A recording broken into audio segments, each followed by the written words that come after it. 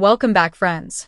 Today's video is for the beginners in learning Microsoft Excel, where I will show how to do basic math operations like addition, subtraction, multiplication, and division. To add numbers, click on the cell where you want to calculate the total. Press is equal to symbol. Click on the first number cell, put the plus symbol, click on the second number, put plus symbol, click on third number, and press enter.